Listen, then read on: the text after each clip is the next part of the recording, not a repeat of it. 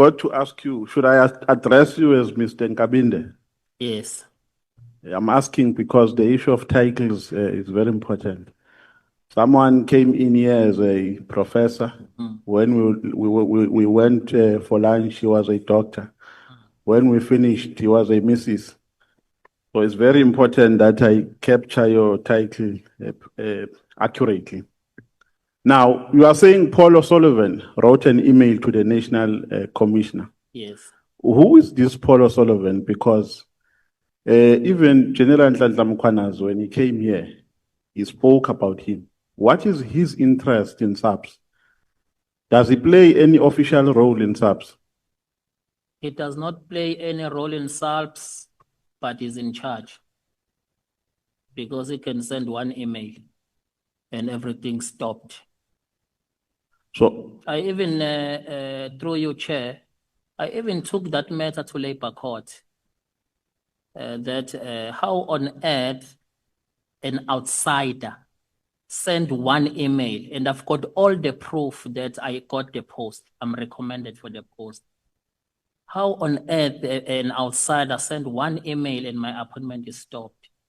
And while that Labour case is going on, it was when Minister Mkhunu appointed me. Then I had to then withdraw that post because it was a lower post anyway. So according to your understanding, what triggers his interest in SAPS operations as an outsider? Why is he so interested? There's a long history because the report that we are referring to in this house, it also implicates him. In fact, that is a report that I was reporting what McBride and Paulo Sullivan are doing. So I know they just hate me with passion. Okay. Including Sesogo, Yeah. the one that is with IDEC. Did you ever have a relationship with Paulo Sullivan? No, not at all. He was working with us. What do you mean working with you? Because he is not, he does not have any official responsibility, right, at SAPS? That was exactly what I was reporting. He was leading us, but from outside. Did he ever, besides the influence that he had on the position that you applied for, notwithstanding that, notwithstanding that influence, did he ever have any influence in SAPS? Did he ever influence anything, despite what you have mentioned? Not only in SAPS, he's running IPID, he's running SAPS, he's running NPA. You know what General Mkhwanazi is reporting about the state capture? This is a real state capture. Because even the docket, if the docket involves Paulo Sullivan, there are two dockets are there lying dust in the NPA. In fact, it was even removed from a black prosecutor. So did he ever, I'm trying to connect some dots. When we talk about this thing, I become very emotional what is happening between me and Mkhwanazi. Because I was fighting this with him. So you were fighting this interference? Yes, this undue interference, yes, by Paul O'Sullivan? Me and Mkhwanazi, we are one WhatsApp group. So I don't know what is, maybe I'm in the wrong place at the wrong time. Because these are the things that, even what he's reporting now, these are the things that me and him are fighting, state capture. But what I'm trying to understand here, Mr. Nkabinde, is how does he successfully interferes in SAPS operations? Does he have people that he works with in SAPS? Is he connected to some influential people who just take instructions from him? And if so, who are those people? Yeah, he works with very senior people in SAPS in such a way that even with that appointment, my appointment, they leaked it to him. He even wrote there that I know about an imminent appointment of Nkabinde. Then you dare appoint him. So now how does he even got internal documents. So do you know who he works with at SAPS? Can you specify people with whom he has been working to influence SAPS operations? Not really, but it shows that because he knows everything in SAPS, but you wouldn't specifically say this did what when. Okay. So while you were still working for IPID, did you ever get any instruction from him? Or did he ever try to influence you to take a particular position? Yes, he was giving us instruction. How was he? He was in charge of us. How was he giving you instructions? Was he calling you, or he was coming to your offices, or he was sending you SMSs? How did it happen? He come to the office, he hold meetings with us to tell us what to do. At some stage, he will go and interview our witnesses, portraying as if he worked for IPID. Having our letterhead of IPID, he will just call you to come and sign, and it's done everything. Yeah, because you know what I'm trying to understand here is how does an outsider who does not work for SAPS how does he has so much influence in SAPS operations? Where is he getting those powers from? I mean, it means the system is very loose at SAPS. Anybody can just go in and call staff members and invite them to a meeting. Is it loose to that extent that anyone like myself, I can just go to any SAPS offices here or IPID offices and say, guys, let's meet in the boardroom, let's have a meeting and give you instructions? Yeah, no, they are in charge. He is in charge. But where does he get those powers from? Because for you to be in charge, you must get powers from somewhere. Hey, we don't know.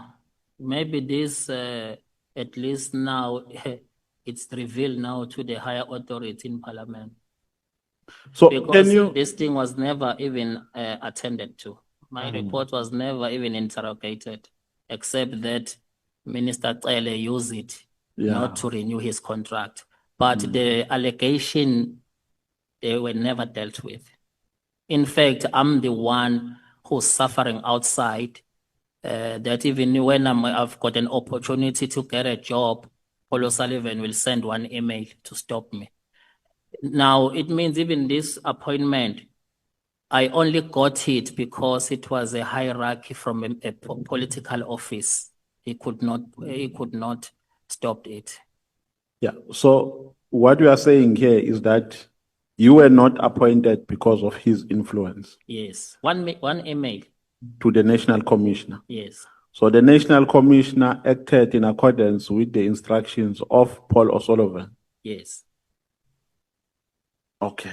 So did he ever influence a dismissal of anybody or a removal from any position of any person who ever worked for SAPS? Yeah, that was the project that we were in, which is part of what I was reporting.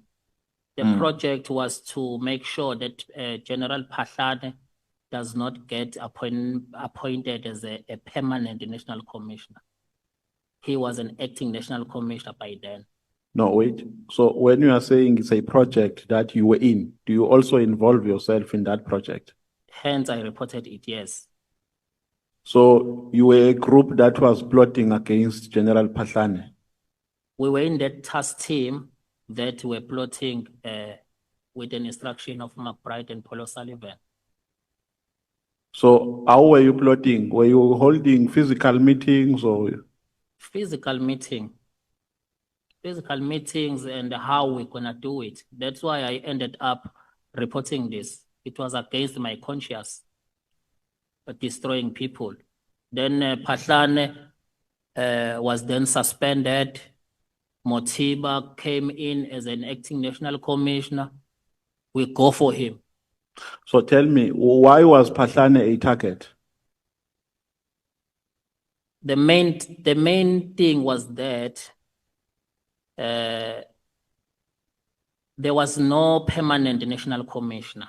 Phahlane was acting. Yeah, sorry, because I also want to move with you.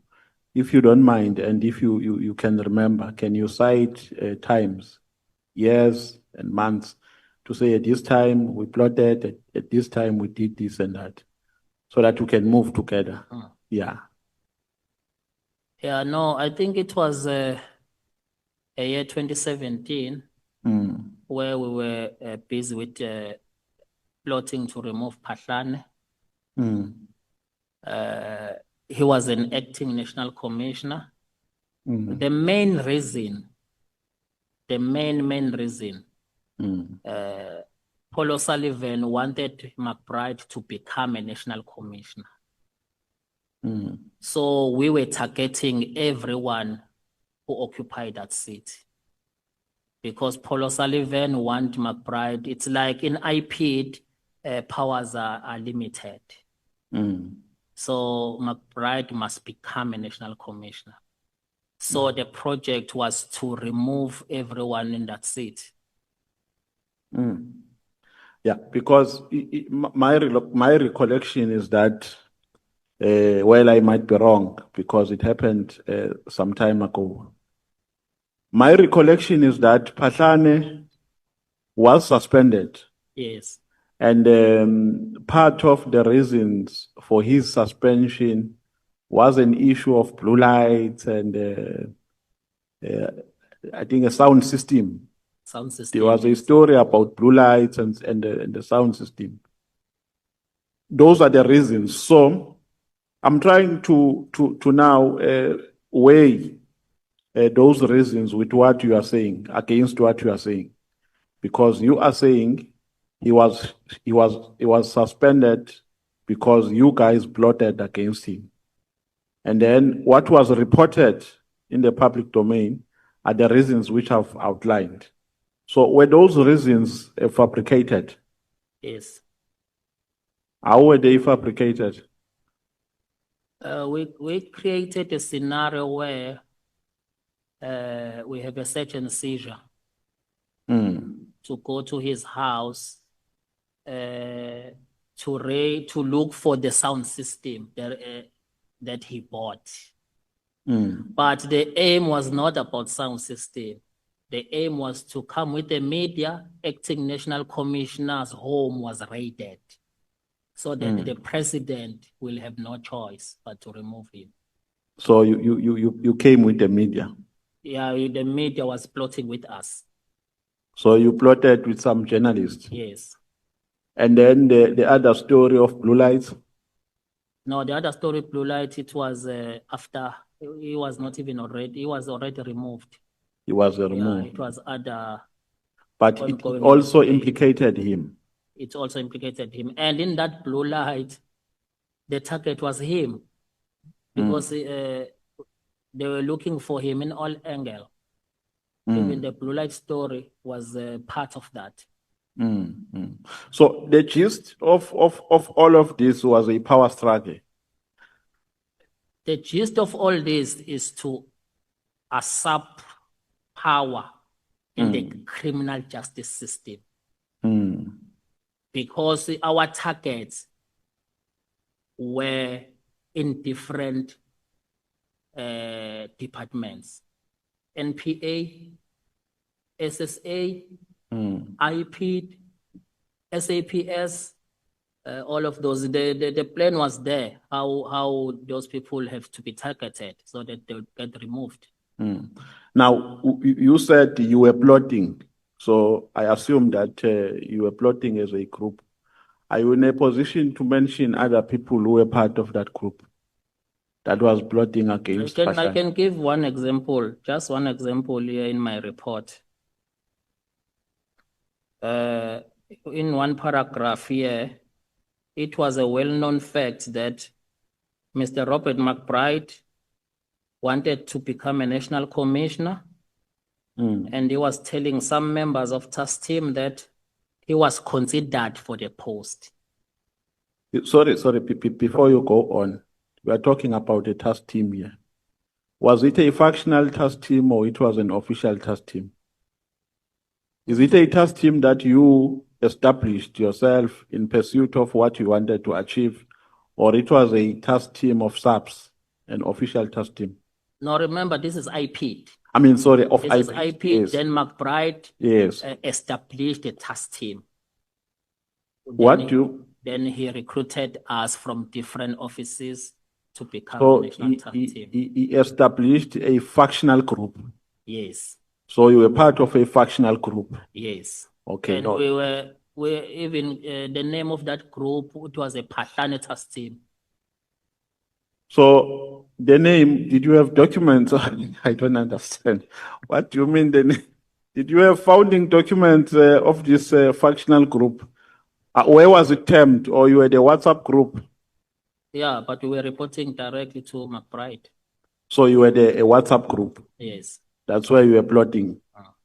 So that's where this name was written, Phahlane Group. I mean, The Phahlane. name of the group, yeah. The name of the group was Phahlane. Task team. Phahlane task team. Yeah, because the task team was established solely for him. No, Chair, I think we'll make a submission, but I think it's very important that we invite General Phahlane to come to the committee. Yeah, you can carry on. I interrupted you while you were still speaking. I was just want to make one example in this paragraph that there was a meeting that took place at Mr. Paul Sullivan's house. This house was a former house of a well-known Rondobel creature, whereby Mr. Paul Sullivan was sharing this meeting. Chairing this meeting. And among other people present in this meeting, it was Mr. McBride, Mr. Mandlakayise Mahlangu from IPID. He was with our task team, the late Mahlangu, Mr. Cedric Nkabinde, myself, Sarah Jane Trent. She was a Paul Sullivan assistant. A white lady called Candice from Crime Intelligence, Mr. Cedric Sibia, the former Gauteng Hawks boss, two white males, representative from AfriForum and from DA. And a white lady as a journalist. The main purpose of this meeting was to plot how to bring down Phahlane to ensure that he was not confirmed as a national commissioner. AfriForum representatives guaranteed that the funds were available to carry out this mission. And Paul O'Sullivan... Sorry, I'm sorry for interrupting you. You forgot to mention the year. When was that? 20... This report is 28 April 2018. 2018, when you were about to leave IPID. Yes, so this probably towards the end of 2017. Or towards the end of 2017, okay. The main purpose of the said meeting was to plot how to bring down Phahlane to ensure that he was not confirmed as a national commissioner. AfriForum representative guaranteed that the funds were available to carry out this mission. And Paulo Sullivan was responsible of spying on Phahlane to find anything. The meeting sought to plot how to usurp power of the entire security cluster, NPA, Crime Intelligence, SSA, DPSI, and specific individuals were identified from the above mentioned department to be targeted, the purpose of which was their removal from the same position. Mr. McBride gave assurance that IPID will go after them and Paulo Sullivan will be a spy on them. Okay, no. Can you do me a favor, Mr. Nkabinde? If you can summarize, because there are some questions which I want to ask you, and I'm afraid I'm running out of time. The gist of that meeting, even if you don't read word by word. So the gist of the meeting was to establish a plan to get rid of Phahlane. Yes. And in that meeting, you identified Paulo Sullivan as a person who is going to spy. Yes. On Phahlane. Phahlane, yes. So that was the first meeting of that formation. That was the first item. The other item was to identify other role players in other departments. Yes. So what was a common interest here against Phahlane of these people? What was a common interest against Phahlane and in favor of McBride? Why was Phahlane not preferred, and why was McBride preferred? Because Phahlane did not comply with Paulo Sullivan. So Paulo Sullivan could not control Phahlane. Whereas he could control McBride. Yes. Okay.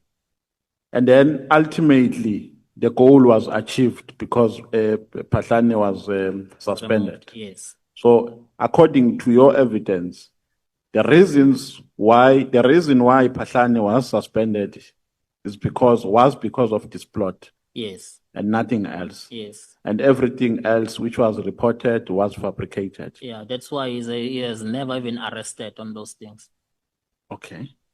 And then that is why allegations are very dangerous if not proven. Because we have people like Phahlane now who they lost all their livelihood. So it's very important to prove allegation and test them. So with this blue light case, they were just fueling a plot which was already in existence. So that there will be more halabaloo. So which company was supplying blue lights? I can't remember. Instrumental Law something. Yeah. Were they charged, that company? Yes. Were they formally charged? Yes. Do you know where the case is now in terms of progress? Is there anyone who was arrested, prosecuted? They are going court even now. Yes. Yeah. But no one has been arrested. No, they were arrested. They are appearing courts now. Or they have not been convicted? They have not been convicted as yet. Okay. And then when the NDPP was here, I asked her about her relationship with Paul O'Sullivan. And I asked if she knows Paul O'Sullivan. And then she said in her reply, she doesn't know Paul O'Sullivan. She only hears about him. Subsequently, I asked her about a case. I think we got some information somewhere that Paul O'Sullivan was once charged and prosecuted, but charges were later withdrawn. But let us start here. According to your knowledge, is Paul O'Sullivan also interfering with the NPA? Yes. Do you know who is his link in the NPA? No, I don't have a specific individual, but why I'm saying that, it's because the case against Paul Sullivan, it gets stuck in the NPA. Okay, so the case for which he was charged and prosecuted related to what? It's related to what I'm reading out in this report. he misrepresented himself as an IPID employee. All those things, yes. Yes. Do you And know? then he was charged, and McBride was charged, and the case was withdrawn to get a racketeering certificate, which is up until now. Instead, it was removed from another prosecutor to the other, but it does not come back to court. Yeah, because Over 5 years now. Because we requested the NDPP when she was here to tender a progress report in that regard, and we were patiently waiting for that report. But do you know who was the prosecutor of the case? Who was dealing with the case? Yes, I know. What is his name? Advocate Mashego. Is he still working for the NPA? I think so. At DPP's office. So he's the one who was handling the case. Yes. And the investigating officer of that case is Major General. He's now acting as a divisional commissioner here in the head office, SAPS. Yes. So, according the chair is saying I'm running out of time. I so wish I can have 4 hours with you today, because there is more information that you are giving. The last one. Do you think Paul Sullivan has a funding that he gets somewhere which agitates him to have this uncontrollable appetite on issues of SAPS, or he's just being flamboyant for no ultimate benefit? Can you give a response? I won't come back. Thank you very much. It's written in this report that he do have fundings from overseas.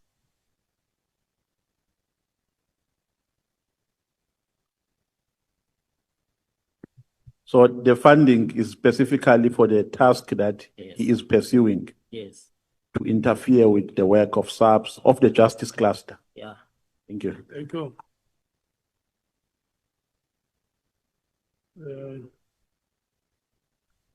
Honorable Skosana, Thank you, Chair. 26 minutes past 6. Your time expires. Thank you, Chair. Once again, good afternoon, Mr. Nkabinde.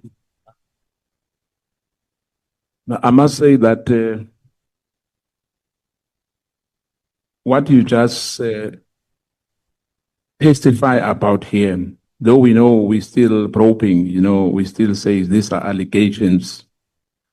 But indeed, I want to give General Mkwanazi a salute that today you've spoken about the issue of the state capture, that the state capture, the real state capture is now. Am I right? Yes. Quite scary that there was a task team which was established in particular to focus on the former acting National Commissioner General Phahlane. Yes. I understand that, as you said, this thing makes you emotional and being a target as well. You risk your life as well today by revealing names here. And I want to thank you for your bravery, that it takes a man to do what you have done just now. The issue of Paul O'Sullivan, who were told that he's got many passports, am I right? Yes. Now, I think SAPS must arrest that man with immediate effect.